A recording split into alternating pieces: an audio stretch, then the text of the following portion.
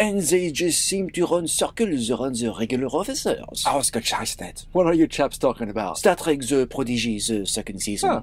Is it out already? Not on Netflix, no. Not until next week. But I watched it on the French website. It has been there for months. So you know everything? I do. McCluck, we have a containment breach. On it. Sacré bleu! Well, hello, monkey boy. I surrender. Let's keep him in the brig until the rest of us have had a chance to watch the latest season. Till then, let's catch up on our reviews for the first season. Mouse? On it. Alicia? Ready when you are. Have it.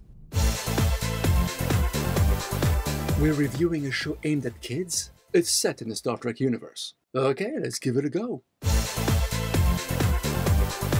Hey, Kevin Fennick here, and Prodigy starts unlike any other Star Trek show, but that's not a bad thing. We're on a prison colony and see our main protagonist, Dal, trying to escape, which sets other events in motion. Now, bearing in mind this show is aimed at kids, circumstances are easier to overcome than you might expect.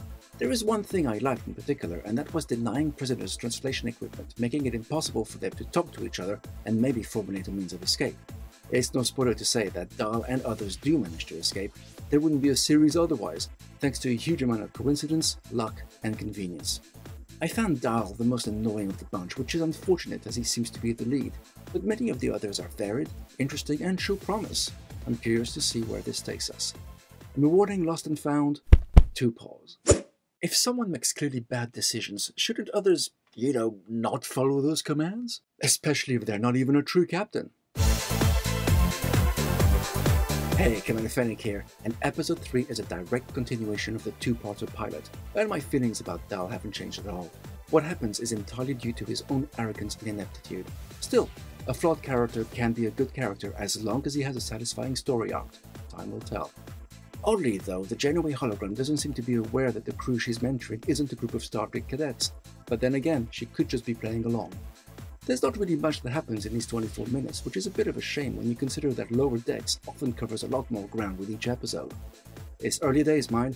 It seems this will be an ongoing storyline, and those take time to mature.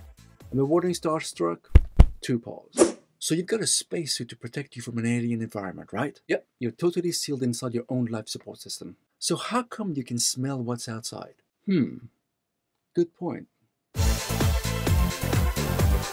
Hey, Commander Fennick here, and if there's one thing I like, is seeing stuff in animation that would be impossible to recreate in a live-action episode.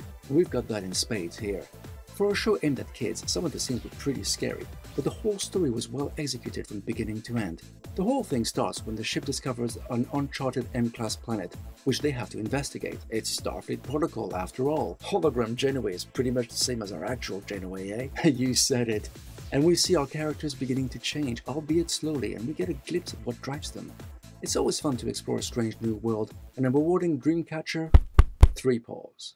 I always love how ships crash and are hardly damaged. I know, right? It's like the writers have never been involved or even seen an accident involving vehicles. Or maybe metals are just that much sturdier in the future? Just as long as the plot requires it. Yeah, otherwise it's kaboom, as we usually expect. Hey, Commander Fennick here, and the second part of this story sees our crew struggling to get back to the Protostar while dealing with conflict among their ranks. The mystery presented in Dreamcatcher has given way to a fight for survival in a well-crafted story that keeps you guessing as to what will happen next. We also get a glimpse as to why this ship is so important, something that is bound to be expanded upon in future episodes. And I'm pleased to say, Dal is toning down his arrogant attitude, making him a much more relatable character. I'm awarding Firma 3 paws. There's nothing I like more than a good mystery. Agreed. It keeps you engaged and interested, as long as it's properly resolved. Oh yeah. This better not be like one of those dreadful J.J. Abrams mystery boxes. Hey, Commander Fennick here, and the title of the episode says it all. The Kobayashi Maru. It was great in The Wrath of Khan, but we all know it's a no-win scenario by now, don't we? That's what's great about it. This crew know nothing of Starfleet, so Dal has no idea what he's getting himself into. I view character development as crucial to a series, especially in one that partakes in long-form storytelling.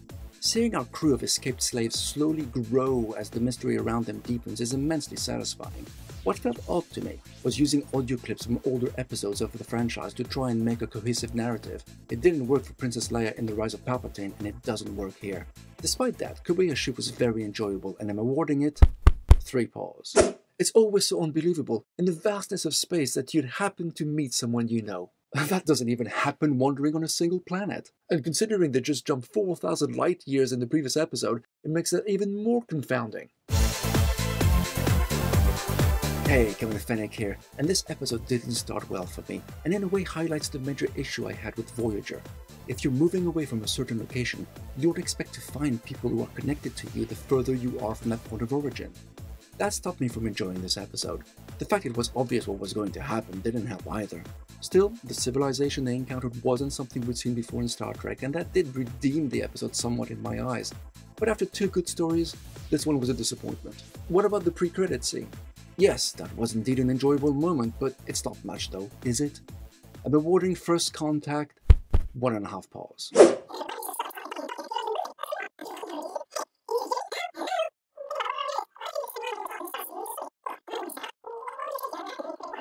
McClock, what's going on in the mouse pad?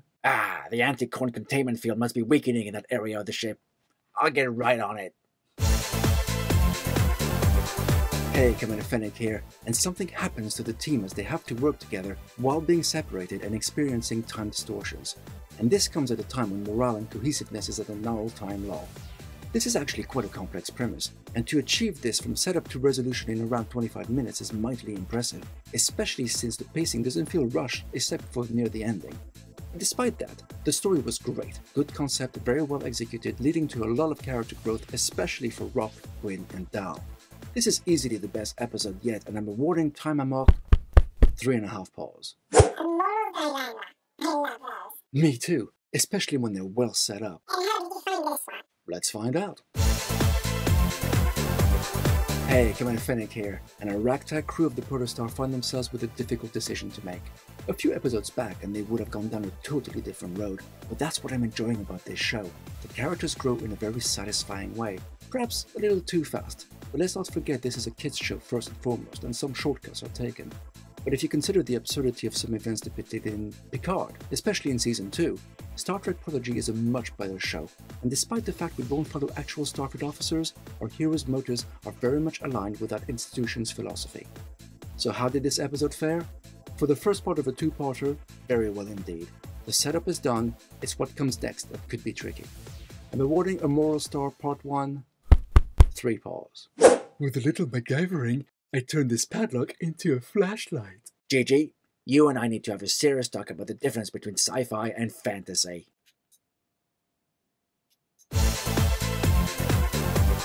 Hey, Commander Fennick here, and this episode marks the mid-season finale, and our heroes have come a long way from the people we met at the start of this adventure.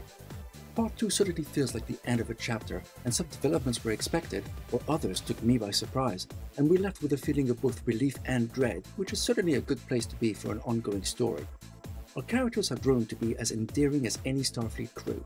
Sure, they have their limitations, but it's how they overcome them and work together to achieve their goal which is both satisfying and a great lesson to impart on the children this show is aimed at.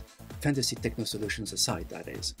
I'm certainly looking forward to what else is to come, and I'm awarding a Moral Star Part 2, 3 pause. So you have to wonder, considering what Janeway does in this episode, is the Protostar the only prototype ship in the fleet? That was odd, but it's an NCC, not an NX. Time will tell, I guess. Hey, Commander Fennick here, and the title makes it clear. Our crew intends on reaching the Federation and seek, well, Asylum. But despite the joyful atmosphere of the beginning of the episode, we the audience know the warning the Diviner had given Gwyn, even though she can't remember it herself. I very much like how the show's universe is expanding, with what looks like an increased focus on the real Genoa's attempt to find the Protostar herself. This was a well-constructed episode, with quite a lot happening in the short runtime, which kept the interest going and our concern growing. It's like we're zooming out from our band of escaped renegades to witness a much bigger canvas. Whatever happens now, we know it will undoubtedly spell trouble for our heroes whichever way you slice it. I'm awarding Asylum 3 pause. Do you think, after Picard Season 2, that the Borg can ever be viewed as a threat again? You're kidding? They're a joke now. We are the Borg. We will add your biological and technological distinctiveness to our own. Resistance is futile. Hey, Commander Fennick here, and wouldn't you know it, but Prodigy, a kids show no less, has managed to make the Borg a worthy adversary again. The ominous sense of dread was present throughout the episode, and the reason why our crew decided to explore a cube made sense in a way, if you know nothing about the Borg, that is.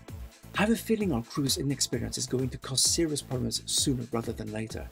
The only downside for me was near the ending, which actually affects how we view what happened to Picard with his own Borg encounter, and not in a good way. Kinda like James Corden on Doctor Who. Dude, don't remind me. I'm awarding Let Sleeping Borg Lie 3 paws. You remember the Iosians? The imitative species from A Piece of the Action? Exactly. You think we'll ever see them again? It would make for a fun episode. Indeed it would.